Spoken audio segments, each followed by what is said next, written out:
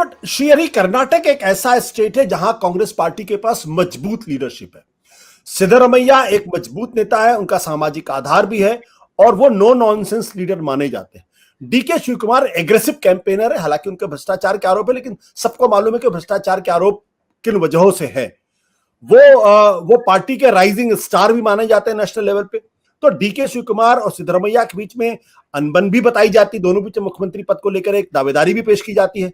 तो कांग्रेस की जो स्थिति है, जो अभी कार्तिक कह रहे थे कि ये कर्नाटक कांग्रेस के लिए बेस्ट केस है, क्या आप इससे सहमत है? Thank you sir. पहला चीज तो मैं सहमत में हूँ, क्योंकि अगर आप चुनाव देखेंगे, पिछले चुनाव भी देखेंगे, भले बीजेपी को 104 सीटें आए हैं 2018 में, but vote share for Congress was greater than vote share for BJP. So and दूसरा चीज ये है कि अगर आप डीके शिव कुमार और सिद्धरामैया जी की बात कर रहे हैं, पहला तो दो चीजें हैं। डीके शिव कुमार जी है 1980 से कांग्रेस से जुड़े हुए हैं, 1998 में मिनिस्टर बने थे एसएम कृष्णा के सरकार में, और अभी भी वो सेकंड फिडल जैसा माना जाता है, बिकॉज अब सिद्धरामैया जी लेट आए, जेडीएस से आए हैं, तो वो कितना दिन शांत रख पाएंगे, कंसोलिडेट कर पाएंगे, so that you have a clear number one and number two is a challenge for Congress at this point. Second thing, I think what Grover Saab was saying was about the alliance, JDS और कांग्रेस के alliance. So वहां पे एक चीज है कि Congress already burnt its hands when it formed a coalition with the JDS, and उसके बाद ये अपनी गलती से खुद सरकार नीचे आ गया था। बाद में एमएलएस मिले, जुड़ पाए एंड बीजेपी सरकार आया, वो दूसरी बात है, लेकिन ये clearly there was an infighting between Siddaramaiah ji and Kumaraswamy ji, and it was out in the open. दोनों खुल के बताए कि इन्होंने ये सरकार गिराया, कौन सरकार गिराया, तो अपने आप आ गए। सो वो फिर से with that bad vibes can they come together? I think it's a challenge. तीसरा ये है कि एज कार्तिकेय वाज टेलिंग कि दोनों साउथ कर्नाटका का कोर वोट बैंक है। अगर आप सिद्धरामैया जी को देखें, मैसूर, चामराजनगर, ये साउथ ऑफ कर्नाटका है, and core base of JDS भी साउथ ऑफ कर्नाटका है, जहां पे ज्यादा से ज्यादा वोकलिका कम्युनिटीज है।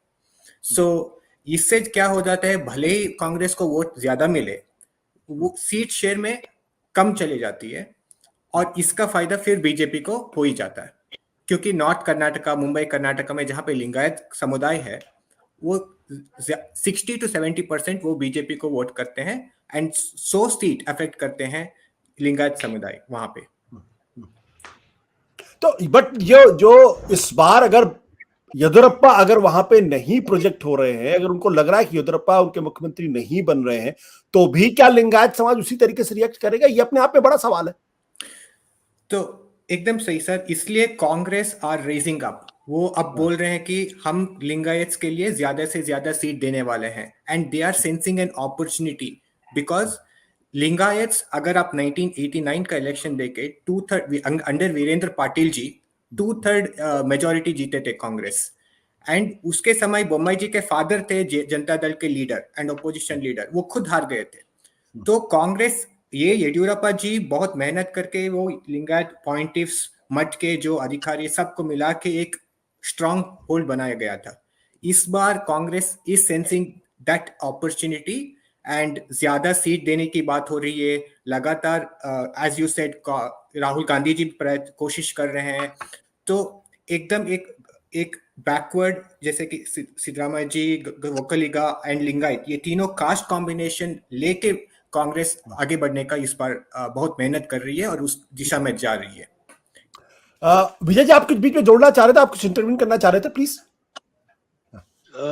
जी हाँ, श्रीहरि ने जिस तरह से एनालिसिस किया, उसमें एक चीज मैं जोड़ना चाहता था कि बीजेपी में कहीं ना कहीं ये आशंका जरूर है कि लिंगायत इस बार शायद पूरी तरह से बीजेपी को सपोर्ट नहीं करेंगे, क्योंकि जिस तरह से एमबी पाटिल कोशिश कर रहे हैं, या कुछ विधायक जो नाराज हैं कि मतलब उनको वो पावर नहीं मिला, यटनाल के बयान जिस तरह से हमने देखने को मिले, तो इसी को काउंटर करते हुए बीजेपी के अंदर जो येदियुरप्पा के अलावा इस समय अगर ओपनली यहाँ पर चर्चा होती है बीजेपी के अंदर, तो बीजेपी में इस समय 2 या 3 कैंप खुलकर नजर आ रहे हैं।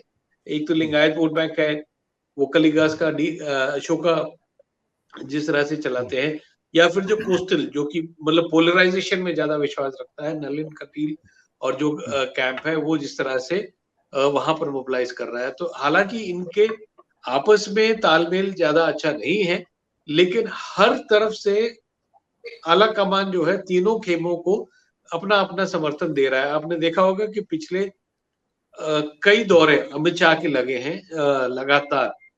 नरेंद्र मोदी जब यहाँ पर आते हैं प्रधानमंत्री के तौर, तो उनके जो कैंपेन होता है, ये जो मीटिंग्स होती है, उनको तो काफी मीडिया अटेंशन मिलता है। लेकिन अमित शाह ने जो एक बैकबोन की तरह यहाँ पर दक्षिण कर्नाटक में काम किया है पिछले 3-4 महीने में, उसका परिणाम भी कहीं ना कहीं दिखते को जरूर मिल रहा है। कि एक समय था, और मंटो साहब भी बिल्कुल मानेंगे, कि बीजेपी जो मैसूर कर्नाटक रीजन होती थी, वहां पर एक सीट भी शायद उनको मिलना मुश्किल हो जाता था, जहाँ की 40-45 सीटें होती थी। लेकिन अब वहां पर जिस तरह से अपना पांव जमा रही है, मैसूर का सांसद उनके पास है, और जिस तरह से वे वहां पर कैपिटलाइज कर रहे हैं। कल भी प्रधानमंत्री जो आ रहे हैं वे मंड्या रीजन में आ रहे हैं, जो कि वोकलिगा हार्टलैंड है। तो जो वोकलिगा आउटरीच जो आला कमान कर रही है, ये कहीं ना कहीं जो नुकसान लिंगायत समाज के वोट दूर होने से हो सकता है, उसको बैलेंस करने की जो है एक बहुत बड़ी कवायद चल रही है। यहाँ की जो डेयरी कोऑपरेटिव्स हैं, कोऑपरेटिव मंत्री होते हुए अमित शाह ने यहाँ पर काफी अपना एंगेजमेंट फार्मर लेवल तक बढ़ाया है।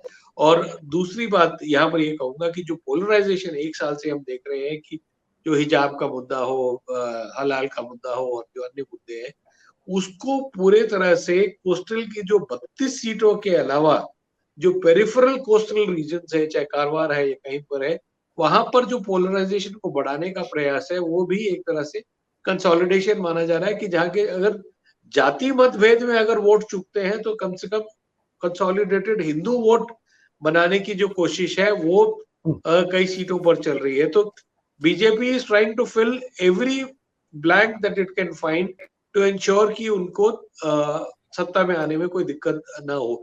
क्योंकि वह एक बात साफ तौर से भी जानते हैं कि कोशिश खास करके उनको जरूर करनी है, क्योंकि जैसे विक्रम बता रहे थे कि 17% 18% लिंगायत वोट बैंक है। अगर वह स्प्लिट हो जाता है तो बीजेपी के लिए चिंता का विषय है कि जो येदियुरप्पा की लीडरशिप आला कमान को वो दिखाना चाहते हैं कि अपनी होल्ड, वह शायद ना दिखा पाए। तो ये जो आउटरीच देख रहे हैं हम, कल देखेंगे सुमलता जो कि बीजेपी ज्वाइन कर रही है मंड्या में, और अमरीश के जो एक होल्ड था उसको कैपिटलाइज करते हुए। तो BJP is trying to ensure कि माइनॉरिटीज को छोड़ के, माइनॉरिटीज को वे जितना दूर रख सकते हैं वे रखने की कोशिश कर रहे हैं, ताकि हिंदू वोट कंसोलिडेट हो।